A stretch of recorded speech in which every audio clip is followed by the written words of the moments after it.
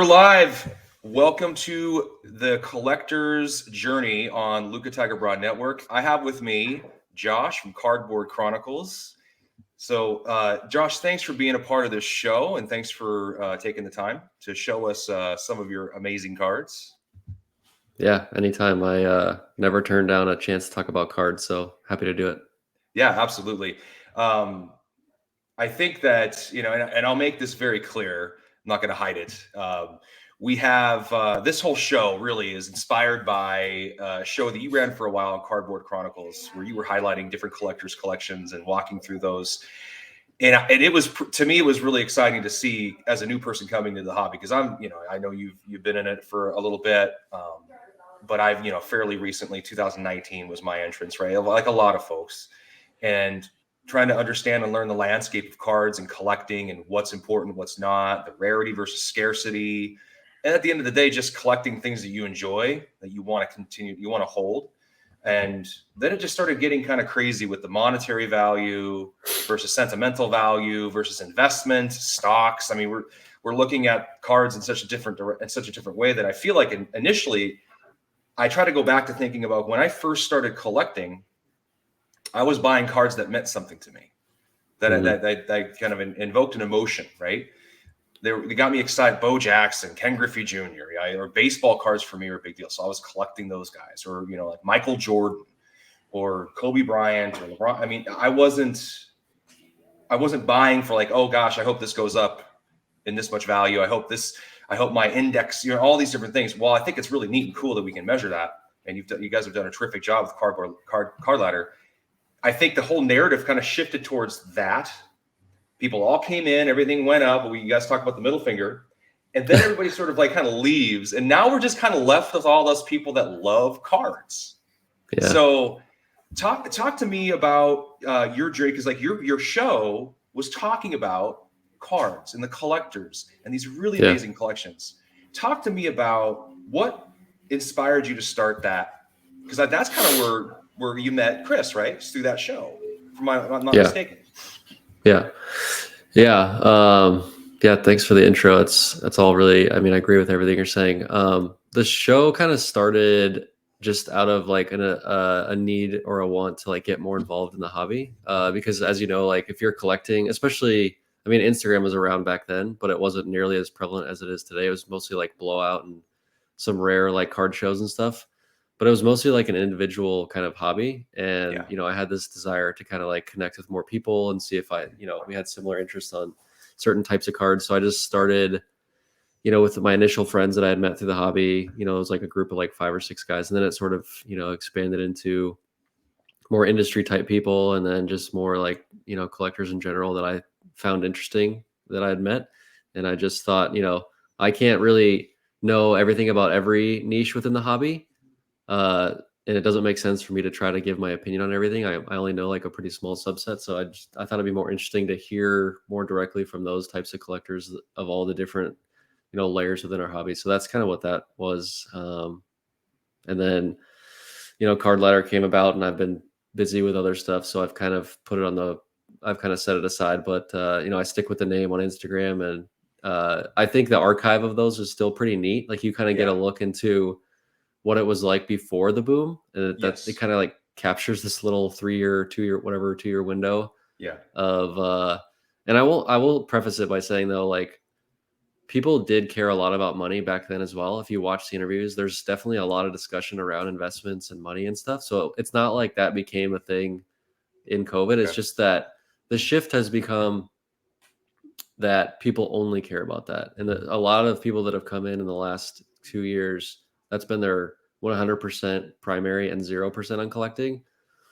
Whereas I would say, when I was doing those interviews, it was always like, here's what I collect, here's what I like, and here's how I kind of see the future investment of these things as the secondary, if that makes sense. Yeah. And we've sort of like, bastardized it a bit too much. And then now, like to your point, now that I'd say the people that were 100 and 0 of like investment and 0 collecting, those are the people that are leaving. And the ones that have some sort of emotional attachment to sticking around, they're the ones that are maybe struggling a little bit with the fact that it's gone down in value, but they're still like hanging on to this other percentage of, I enjoy this. We talk about it. I've talked about it with a few people, and I think we arrive at store of value, right? I mean, I think all of us would love our cards to have some sort of a store of value, right? I mean, it's investment, yes. I mean, I guess whatever word you want to use, Yeah. but I think it kind of it all boils down to, I like to think, okay, I'll ask you this question later, and it'll kind of pose it, make you think a little bit differently about the actual cards you would save if there was an event, right? But what do you get? I mean, do you pull out your cards and just look at them just because you just like to look at them and reorganize them and reshift them and pull them out of your box, or just look the cards you don't have in a vault? I find myself doing that a lot because I just enjoy them. I like holding them. I like seeing them. I come home and I mean, I have 4 children, so it's like I have the kids too. But they're kind of like your children. You love them. You want to see them, and you want to show them off too, right? Yeah, I mean, all the stuff that I have has taken me like years to curate and years to put together. So like I have a lot of sentimental value in sort of like, incentive to want to enjoy them because I've put so much effort into it. So there is, that aspect. The store of value is a good thought. We don't talk about that a lot, but I do like that thought. We have said a couple times like one ideal scenario is like you buy the card and it literally is worth the same amount as what you paid like forever. Like that would even. I would probably buy a lot more if that was the case. Right? You're always a little bit worried that something's going to go down. And so it's right. Like these aren't like companies that you're investing in, right? They're not like producing anything. There's no like output. There's no dividends being paid. So it is really not a true investment. And so the storage of value is probably a more apt description of what it is. And I've said like I would love it if these went up 5% a year. I'd be ecstatic. So 0, I'll take it. Take it, yeah, because you love the card. It gives you something back that a stock doesn't. It's like I think Cajun mentioned it on a call. It's like stocks, they don't. There's no value. There's no attention. There's no attachment to it. You can just sell it, get rid of it, and push a button, or have your financial advisor or your trader, whatever it is. But cards are like you agonize. Like, do I really want to sell this card? Like, I really love this card. So talk to me about your journey into cards, back to cards. Where did it start? How did you get into this whole space? Like, yeah, it's pretty random, but I think it was 2016 or 2015, Pokemon Go came out. You guys stick with the story. It's very random. Pokemon Go came out. Okay. And I was playing that with some friends at work, and it just like was this wave of nostalgia because I used to collect Pokemon when I was a kid. Because I was like 10 or 11 when Pokemon came out in the United States. And so just like this massive wave of nostalgia of like, man, I used to collect these cards, and I had like went to my mom's house to get my old binder, and I was missing like 4 or 5 of the cards. I bought those just to fill out the set. And then it just sort of like snowballed very, suspiciously and quickly over there. And then I got bored of Pokemon, honestly, like pretty quick. Like the sets that I collected when I was a kid are really easy to put together and finish, and there's just like not a lot to it. And so then I was like, I used to also collect basketball cards, not as much as Pokemon, but I did a little bit when I was a kid. I collected Anthony Hardaway. I had a few like Kobe Bryant cards because that was kind of my age group as well, and obviously like some Jordan stuff, but nothing crazy. And I was like, well, let me take a look at basketball, and then you know how that goes. It's like, well, now I'm kind of sucked in, and then I started buying LeBron stuff because he's my favorite player, currently. And then I started buying Penny Hardaway. I mostly was focusing on Hardaway because like the 90s stuff really appealed to me, like that nostalgia of the 90s style of cards. And that's what I used to, remember. But then I was sort of drawn into LeBron from the, like financial aspect of it. Like we were talking about, like it kind of made it a little bit more interesting. I had a little more skin in the game to buy some of the LeBron stuff.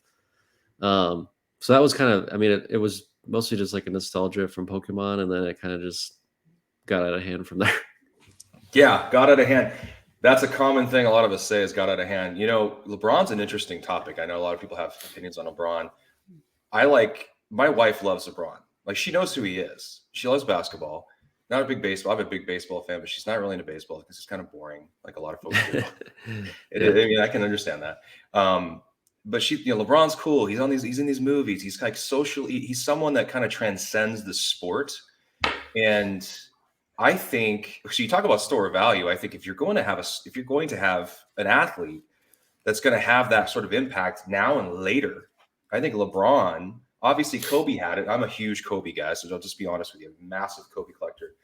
I kind of just arrived at him and kind of went that direction, and that's kind of where I went. That him and Ken Griffey Jr. because I'm up here in Seattle, so I've grown up with him. But you look at like, okay, if that's going to be a good store of value, it almost has to be someone that's transcends the sport, that has like a following that goes beyond just the sport they play, right? Does that factor in totally. at all for you? Do you think about that, or you just love him as a player? I mean, primarily I love him as a player, but I hate to use this term like portfolio, but I do kind of think of it in terms of like I like to have a little bit of LeBron, I like to have a little bit of Penny for the, you know, the nostalgia. I like to have a little bit of Chris Paul for the Suns connection. I like to have Right. a little bit of like maybe some younger player just to have a little more excitement on where they're going to go. You know, it's kind of like a portfolio thought mindset, Right. but LeBron is definitely my favorite player, and it works out very well that he's also like obviously a pretty a decent, you know, investment or store of value, whatever you want to call it. So that kind of that the reason that he's that I have so much LeBron is that I am more confident in it, you know, long term. If it was someone of a lower tier, I probably wouldn't spend as much as I do on the cards for LeBron. So I There you definitely go. have most of my money is in LeBron because A, he's the most expensive, but B, I have the most confidence in it. There you go. So you hit on a very interesting topic. You're willing to spend more money on LeBron because you're more confident. I think about LeBron. You think about, okay, I know we're venturing into this conversation, but let's be honest. I think there's a balance between how we think about this, right? We love our PC sentimentally, store value, but there is, we're spending money on these things that we would love them not to go to zero, right? So with LeBron, you go, okay, you're it's like a blue chip portfolio, right? It's like the Johnson and Johnson. It's the stuff that probably, you know, the Amazon, Yeah. I feel pretty darn good about moving into the future. Talk to me about Chris Paul. Where did that come from? I know you're a Phoenix guy, Phoenix Sun guy, but why Chris Paul? Yeah. Well, you got to remember the Suns were horrible for about 10 years. Like the worst team. I think they had like the worst record over that 10-year stretch. They were just awful. And then Chris Paul comes to town, and all of a sudden we're like in the finals. And then we're the best regular season record in the NBA, and we didn't change much else. So it just kind of led me down the path of like wanting to learn more about him as a player in his past. And then I started looking into like advanced analytics of him, and he's just like one of the best of all time analytically. If you look at stuff like that, like PER and VORP and all those like really deep analytics, he's just a fantastic player. I know he rubs a lot of people the wrong way, but this is sports and entertainment, and I just love the guys that kind of have that little bit Yeah, of edge or whatever you know, whatever that you want to call it. Like Kobe has yeah, that as well. Like we always yeah, sort of look to that in our athletes because you know we sort of like live these day jobs, and right, we don't have the ability to just kind of like flex that competitive muscle as much. So we kind of want to yeah, see it from our athletes, yeah, and he just always has that for me. yeah, And you know, him being in Phoenix, I give him a lot more credit than I do Booker. I know people really like Booker. I think he's a lot more risky. He's very young. We don't know where it's going. Like Chris Paul's more established. He's older. I've always like gravitated towards the guys who've, you know, have already done it, and I don't really need to worry about it as much.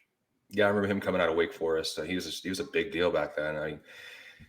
I like Chris Paul because I think he's kind of a quiet leader in the sense where he's not. You say he's edgy, but and I won't use the word undervalued because I know you guys love that term, but is he's not appreciated.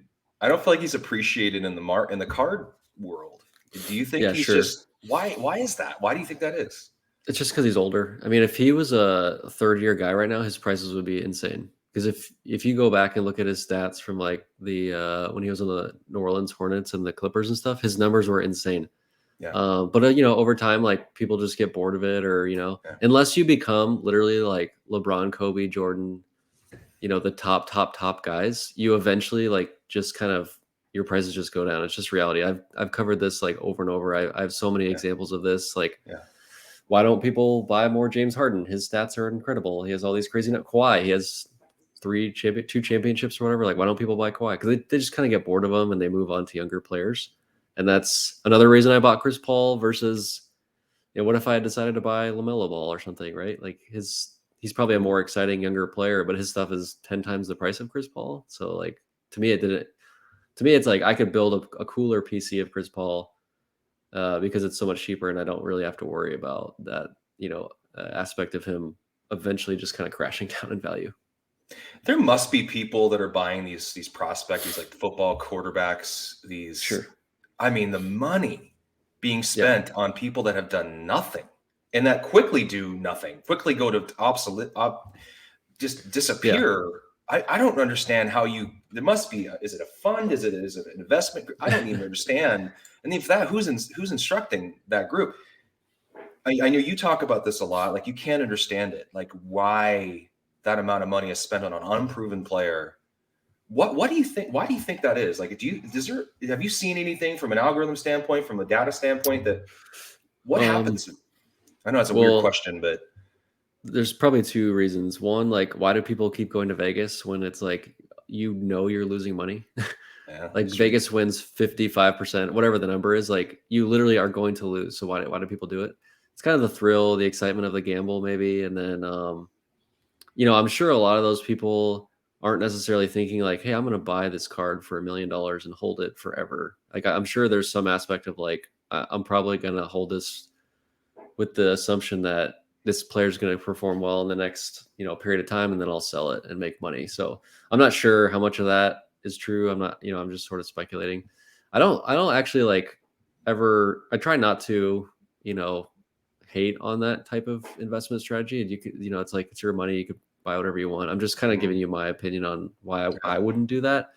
I've made some of the Instagram stories in the past. I'm sure people have seen, but I'll post like a screenshot of a price paid for a young quarterback versus like who I think is like the ceiling of that player in Right. an older player, like a Matt Ryan or like a Aaron Rodgers. And it's like literally Scary. if he wins a championship or Yeah. gets to the Super Bowl, you still will lose money, even if you're right. It's like so that's kind of like a fun, but it's it's turned into like people get offended by it and stuff. So Well, I mean, we have people get excited about a lot of things these days. I mean, it's kind of hard to be honest sometimes, but I think it's just scary. I don't know how you sleep at night. Peace of mind. I'm a peace of mind kind of guy. Like I like knowing I've got a good amount in the savings. I like knowing the cards I'm buying. My wife isn't going to kill me if I just want to make sure I can always move them if I had to, but at the same time, I'm like, I've zeroed it down. I'm a consolidation type guy. I went from a lot to a little, but yep. more impactful, important thing to me kind of cards.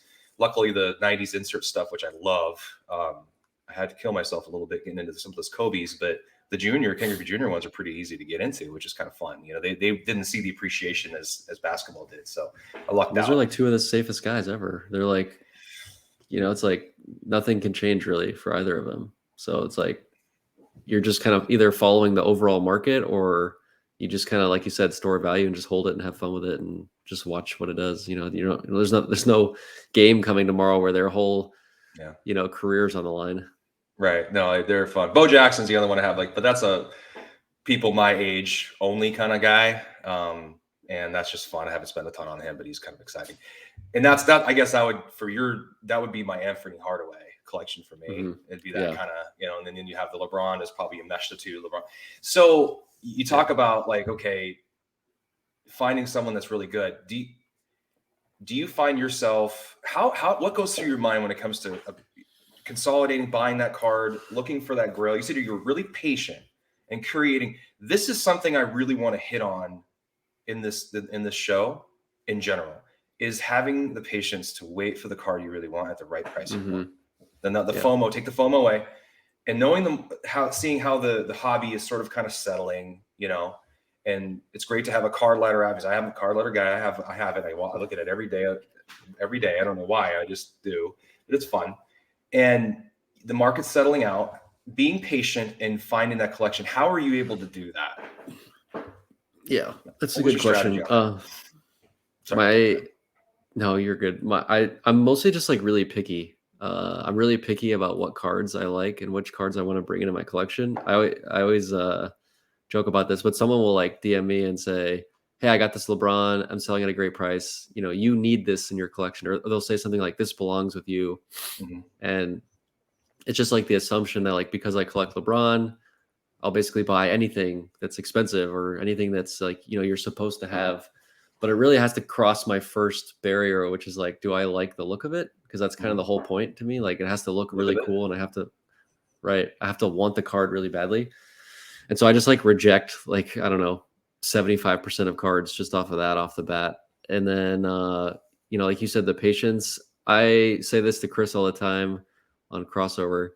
I'm like 6 years into like a 40 year career of collecting. Like, what's the rush to kind of like finish my collection at year 7? It doesn't make sense for me to just rush to get something. Now, when it comes to like one of ones or, something out of 10 or something like that, you don't really have much of a choice necessarily if it comes up for sale, especially if like another PC guy's battling you where they're going to lock it up for a long time.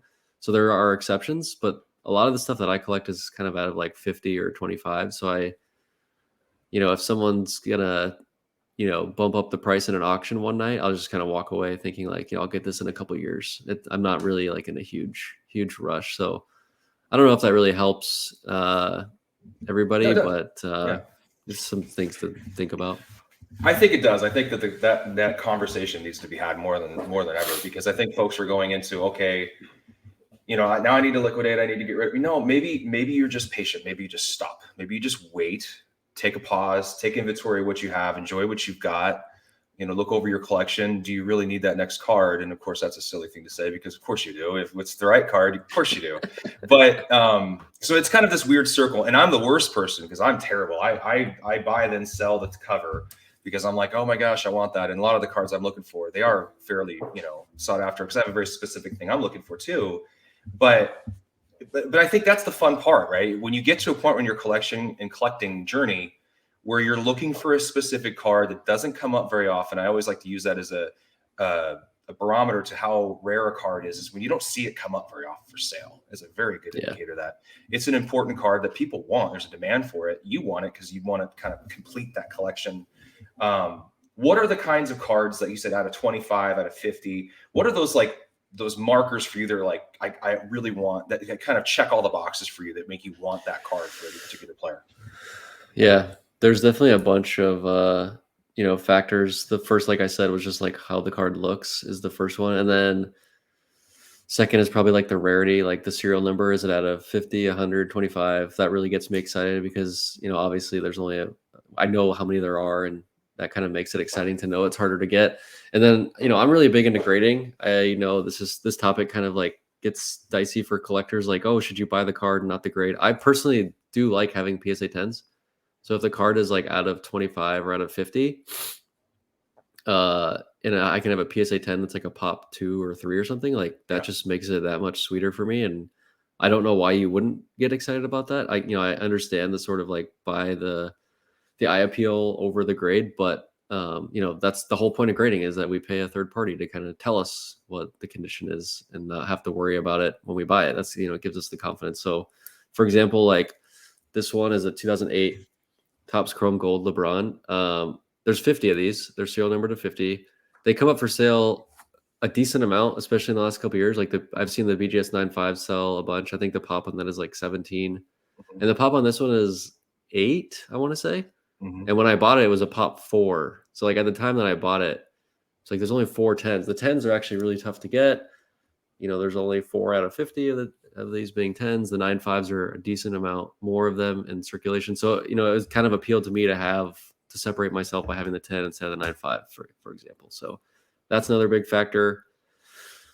And then I guess the last one, which is probably more important for a lot of people, is like the historical significance of the card. And it seems like that might be more important to you, Dennis, like having the big Griffey rookie, or like the Kobe or whatever it is, like that's really important to a lot of people. And it is for me as well. Like Topps Chrome brand, for example, or Prism or Exquisite, these brands really matter. Right. So that's kind of like, yet another factor. And what percentage you divvy up is difficult to say. Because everybody's budget's different, everybody's mindset of how many you have. Because I started out with so many, and I'm like, I'm doing this wrong. I want a lot of these bigger cards, but I can't have them with all these other cards too. So I have to be, providential here with my finances and go, all right, let me just liquidate a ton of these things. You just settle with. And this is the question that came up. And I'll have you show you more of my cards, but I want to throw this at you. It's kind of a fun one. And Chris had an interesting. He walked through all his major purchases, and he kind of those are the cards, but for him, but. I kept going back to okay, if I had to leave my house quickly because let's pretend all your cars are with you, and I had to leave my house real quickly, and your kids are safe, your dogs, the important things are taken care of. You have to just grab them in your hands and go. What are you taking with you? I almost went, okay, those are the cards I should be focusing on because those are the cards that matter to me in a moment like that. So what do you have that you would grab that you could not leave behind? And you're like, I can replace everything else, but I got to get these. Yeah. I like that you didn't give me a number because, people want to make this like a top 10 or 5 or like whatever scenario of the fire is like, oh, I can only like grab 5.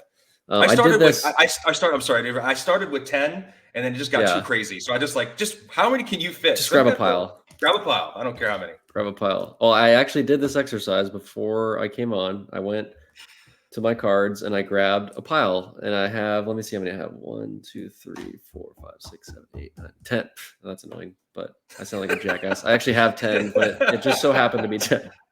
That's okay, man. It's just you're good with numbers. You're a numbers guy. It could have been 12. It could have been 9. Just forget that. It actually is 10. But I just kind of grabbed like my favorites. I've got like a Chris Paul, a couple Penny Hardaways, and a bunch of LeBrons. Like they're all like really, like my more expensive ones. But I do actually like these ones the best. So, I mean, I can go through them if you want, or go through every one of them for me if you'd love. I'd love to see every one of them, the story behind them too. Well, I'll try to rank them and go quickly. I don't want to spend like forever on this, but this is probably my favorite. 2003 finest LeBron gold refractor. Wow. I was after this for a while and it was kind of well documented. I was always posting like, does anyone have it? And then I've always wanted a high grade PSA because I've seen like some low grade BGS come out. So I was kind of waiting for like the perfect copy and this was it. And it's an older slab. I bought it from a friend, who had been hounding about it for years, and he finally sold it to me, when the market was up. So he did well. I had offers that I could have got it cheaper, before that, but that's how it goes. This was probably the card I'm like most well known for, whatever. This is the 03 Topps Chrome Gold Refractor, and this one's actually serial numbered 1 of 50. So this one was acquired from a couple that pulled it out of a box that they bought from Goodwill. Wow. And I documented this on YouTube, but they basically like bought this random box off of Goodwill for like $80, and this was sitting at the bottom of the box it was raw, and they posted it on Facebook, and I like flew out to them where they were, and then did a pretty large cash and trade deal at the time, and then I've had it ever since. So that's like a important card for me. Yeah. And then the other rookie is the 03 limited logos LeBron PSA. Such a cool card. That's an iconic. That is an iconic card. That's got to be so cool to have that. There was a point in 2020 when the market dipped pretty heavy, and that's when I was like, I need to go buy something big because like prices are down. That's the one I ended up getting. Mm-hmm. I'll try to stay in order, I guess. Well, okay. So this one is like my logo is actually the PMG green color, and this was my PC guy, Penny Hardaway. So this one took a while to get as well, but the Precious Metal Gems green PMG Penny PSA 4. So that's that's one I'm definitely grabbing. That's like the top card of 90s players. That's kind of what everyone's after. That's the bedrock of the whole. Yeah, that's the set. Right. That's the set. And then this is my favorite looking 90s card, so I'd grab this one. It's hard to you gotta get the light just right, but this is the PMG there you go. Championship. I like it has a superfractor feel to it. I mean, I feel like that's kind of what the superfractors are trying to accomplish is what the 98, 97 that's 97, right? 97. Yep. And this year they did cityscape backgrounds for each of the players. So like Jordan's going through downtown Chicago, and Patrick Ewing's in New York, and Penny's here in like the Everglades in Florida. So that's just really cool. Keep going. 09 nameplates LeBron. This way. Oh, that way. PSA 9. So this was just like an eBay bin one day. It just like I thought the price made sense, and it came up. I just binned it, and then like a few people DM me like, "Were you the one that hit that bin?" Because I was about to hit the bin. Those are fun. Yeah. 07 Topps Chrome X Fractor PSA 10. This is a Pop 2. That's kind of why I like it so much. This is like what I was saying. Like, I love the card. The card I've is owned it so before. cool. Yeah, look at this. Like I've owned it I mean, before. Yeah, it's not too terribly difficult to get. Like, I've seen this card come up quite a bit, but I haven't seen the 10 very often. And so I actually knew the guy that owned both the 10s, and he sold me one of them. So that's an important one for me. Yeah. Let's see. This is my favorite exquisite card ever created. It's the '08 limited logos. This was a pain in the butt to find. I don't think this card is like ever sold publicly, and I had to just like way overpay to pry it away from somebody, but I just didn't care because I've wanted this card forever. I just love the hollow foil. I love the design. The autograph is, and I've had another chance to get one, but the auto was streaky, and I was like, nope, gotta wait. There's 23 of them. I'll just wait, and I finally got one with a perfect auto. So that's. Do you like that one? Would you say you'd like that one more than the limited logos? Yes, they're both limited logos, but the rookie versus the '08. Yeah. Yeah, because I'm big on the photo of the player, and it's like one of the only exquisite cards where it's got like a full body photo of LeBron. So those are rare. So I like that. Yeah, I would say that that's like a more aesthetically better looking card. I mean, that's an iconic card. Limited logos is the card, but right. I like the other one better. Actually. And obviously the patch on this one is like way cooler. But yeah. I had to give up on something. I had to eventually like buy one. I couldn't get the perfect patch and the perfect everything. Yeah. And then this one I already showed, '08 Topps Chrome. I like this one because of the set is very iconic and the photo is iconic. He's kind of known for his chalk toss thing, and it's always been a fun thing that he has. I have the chalk toss photo from, like, he's wearing an Olympic jersey here. I like see that behind us. Yeah. So I had to have the card to match. And then I grabbed one Chris Paul. I really like his exquisite RPA at a 99. And I've got a copy with a nice auto and a really nice patch. So this is probably my favorite CP3 card. I've got others of all these players, but these are kind of like you said, if I had to run out, this is what I would grab probably. That Chris Paul patch just like pops. It really those colors from the Pelicans, I think, right? It really jumps out at you. Really neat. I think that's people don't talk about this enough. The aesthetic appeal of a card, not just because of the iconic value, the pop, the scarcity, but just like how cool it looks. Yeah, that's kind of what we're collecting cardboard pictures of men and women for some folks.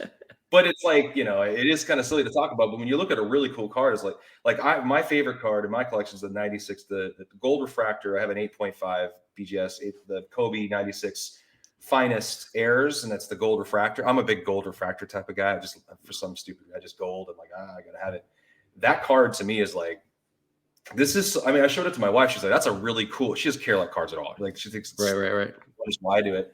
She's like, I'm glad it makes you happy, but it's like, and she doesn't ask how much I spend on it, but she's like, that is actually a pretty cool looking card. Like, it kind of transcends, right? Sometimes the aesthetic appeal of a card is pretty cool, and you kind of go, I just like this card. Like that Kobe, you have those two, one iconic, one, but the appeal of it, you talk about the patch, but still, there's something about the card itself that kind of draws you to it, instead of just doing all the research and trying to find out what the coolest card is everybody wants. But yeah, it's that balance. Totally agree. Any advice to, because like I'm obviously fairly new in this hockey. You're probably not an advice guy, but at the same time, I think that's what this show is for, is to kind of help people understand how fun it is to collect, how to be patient, how to curate over time, how it can be a very special thing, and the journey can be fun. Because like you said, I'm 6 years into a 40-year career. It's a marathon, not a race, not a sprint. Let's have fun with it, because you go too fast and all of a sudden you're out, you get burnt, or you spend too much money or whatever. But just that slow pace can be important. Anything else that you'd want to, share with other people, how to go about curating a PC, and how to stay in this hobby and enjoy the hobby for what it is, the community of people, which is fun, but anything else, any kind of word of wisdom for the collectors out there? Yeah. I mean, that's all great stuff. You probably could just end it there. It's just like, take your time, buy what you like, I would say the only thing I'd add is like, have fun. If you're not having fun, you should just stop and sell all your cards and do something else. Yeah. Because that's really the whole point. Like, it's a hobby. It's not a job. I know that it's my job now, and people have made careers out of it, but like the foundation of this is it's supposed to be fun. It's supposed to be like an escape from for me, it's been like an escape from, you know, politics and media and Yes. Yeah. all the crap that goes on in the world. It's like I have this weird escape, like you said, that if you boil it down, it's a very strange thing that we're doing, but it's kind of better that way, that it's weird. You know, it's like this very specific thing that we've built this community around, and we have fun with it. So having fun is really the primary thing for me. And if I ever stop having fun, that's when I'm going to sell my cards and leave. Yeah, speaking of having fun, this has been really fun. I squeeze it in between meetings, and I don't need to be paid. I don't care. I love it. I have so much fun with it, and it's fun to see what other people are doing and how they're doing it. I love talking to folks like you and all these other great people we've been able to talk to, and hopefully we'll talk to, because I learn myself. I hope people can learn out there, and we can put content out there that talks about what's the best part of this hobby, which is collecting and the stuff we keep, the stuff that we still have and that we really don't want to get rid of, say if, you know, Sans fire comes to our house. I think that that's the important message. And I appreciate the stuff you guys have been putting out there. The crossover is a terrific show. I think I invite folks, if you haven't watched it, go check it out. It's a really good, I mean, it's a long one, but there's been many a time I'd have to drive across the state, or I have like a conference I'm driving to, and I just plop one of those on, just listen. It's fun. And those are the kind of things where I've learned a lot about the hobby. And you know, Luca Tiger Braun's a great network too. You can learn a lot. They have daily shows and all that stuff. But for me, it's been more of the focus on having fun, enjoying it, and the community. I feel like you talked about the community being tight knit. I feel like it's a small world, and it's our little world that we get to exist in and have fun in. And I have people that are now, a lot of my friends that were seeing me doing these videos are like, what are you doing? What are you talking about? I'm like, who are you talking to? What are these people? I'm like, these are my people, man. These are great people. These are wonderful people. And we all are kind of connected in a weird way. And I think that we all got to be just kind to one another, just try to, but then if you focus on the cards and collecting, it's kind of hard not to be, you know, you just focus on that stuff, celebrate other people's successes and how much stuff they have, you know, no jealousy. Totally. I think it's great. I love seeing it. So thank you so much, Josh. I appreciate your time. And yeah, it's been good. This has been a really good episode. All those of you go follow Josh on Instagram at cardboard_chronicles.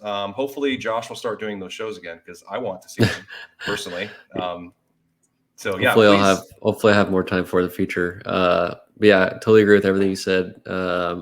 Thanks for having me. I love doing this as well. So anytime anyone wants to chat cards with me, like I said, I will never turn it down. Awesome, man. Well, thanks so much, friends. Hope you enjoy the show. Have any questions, comments, let me know. You can find me at PC with DPZ. Love to talk to you about your cards. Take care.